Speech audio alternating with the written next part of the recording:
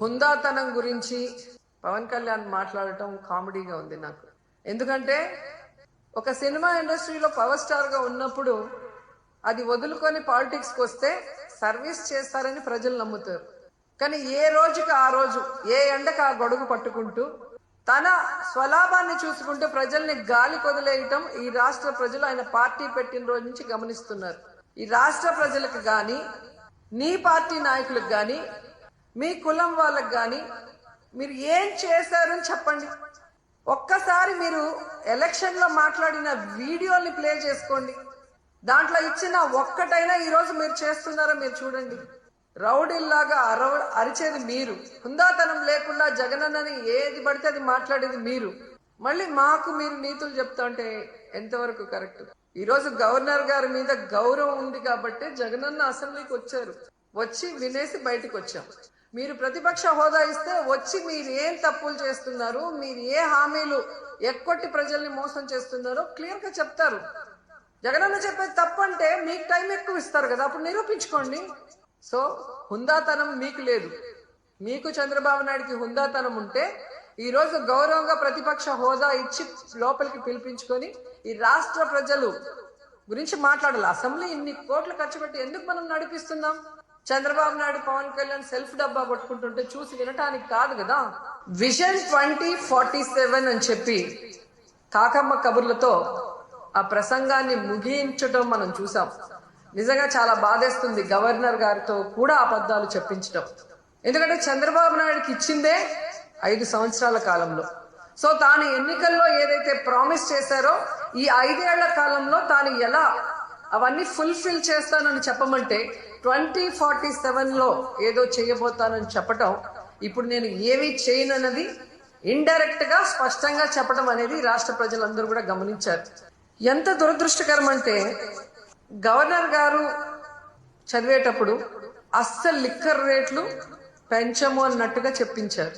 మీకు చూస్తే తెలుసు ప్రతి బాటిల్ మీద ఈరోజు రేట్లు ఎలా పెంచారో పేపర్లలో వాళ్ళ స్టేట్మెంట్లే మీరు గమనించవచ్చు. అంతేకాకుండా ఏపీ మొత్తం తెలుగుదేశం పార్టీ, జనసేన వాళ్ళు సిండికేట్లుగా తయారయ్యి ప్రతి బాటిల్ మీద 10 నుంచి 20 వరకు ఎలా పెంచుకొని అమ్ముతున్నారో ఏ ఊరికెళ్ళి ఏ తాగుబోతున్నా అడిగినా కూడా అర్థమవుతుంది. ఈ విధంగా లిక్కర్లో ప్రజల్ని దోచుకొని జలగల్లా రక్తాన్ని పీల్చేస్తుంటే అసలు రేట్లు పెంచము అని చెప్పడం ఒకసారి మనం అర్థం చేసుకోవాలి. అబద్ధాలలో పరాకాష్ట. అలాగే విద్యుత్ ఛార్జీలు ఎన్నికల్లో స్పష్టంగా చెప్పారు, మేము అధికారంలోకి వస్తే 5 సంవత్సరాలు విద్యుత్ ఛార్జీలు పెంచము అని ఘంటాపథంగా చెప్పిన వాళ్ళు అధికారంలోకి రాగానే 15,000 కోట్లు విద్యుత్ ఛార్జీలు పెంచడమే కాకుండా ఇంకా భారాన్ని పెంచే దిశగా ప్రణాళికలు తయారు చేస్తూ గవర్నర్ గారి చేత విద్యుత్ ఛార్జీలు పెంచలేదు అన్నట్టుగా మాట్లాడించడము చాలా సిగ్గుచేటు చంద్రబాబు నాయుడు గారని. మీకు నిద్రపోయినా, మెలుకున్నా, అసెంబ్లీకి వచ్చినా, బయటకు వెళ్ళినా ఎప్పుడు జగన్ జగన్ జగన్ జగన్ ని ఎలా తిట్టాలి, జగన్ మీద ఎలా దుమ్మెత్తిపోయాలన్న ఆలోచన తప్ప మరొకటి లేదా? 9 నెలలైంది మీరు అధికారంలోకి వచ్చి. మెజారిటీ సీట్లు మీకున్నాయని గొప్పగా చెప్పుకుంటున్నప్పుడు 11 సీట్లని ఎక్కిరించే మీరు 11 సీట్లున్న జగనన్నకి ప్రతిపక్ష హోదా ఇవ్వడానికి ఎందుకు భయపడుతున్నారు? ఒకవేళ మీరు గవర్నర్ స్పీచ్ లో చెప్పినట్టు గత ప్రభుత్వంలో జగన్ గారే తప్పులు చేయడం వల్ల నష్టపోయింటే ఆయన ప్రతిపక్ష హోదా ఇస్తే అసెంబ్లీకి వస్తారు కదా, అప్పుడు నిలదీయండి, ప్రూఫ్లు చూపించండి.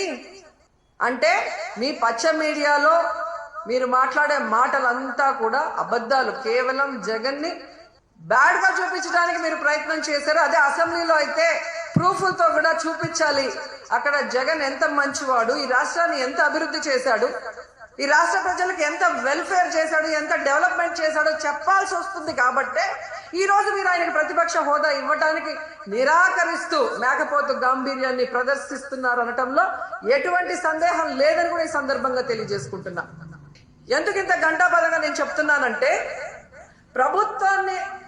ప్రభుత్వం చేసే అవినీతిని ఎత్తి చూపించే PAC, పబ్లిక్ అకౌంట్స్ కమిటీ, ఈ దేశంలో ఏ రాష్ట్రంలో అయినా ప్రతిపక్ష ఎమ్మెల్యేకే ఆ పోస్ట్ ఇస్తారు, PACని.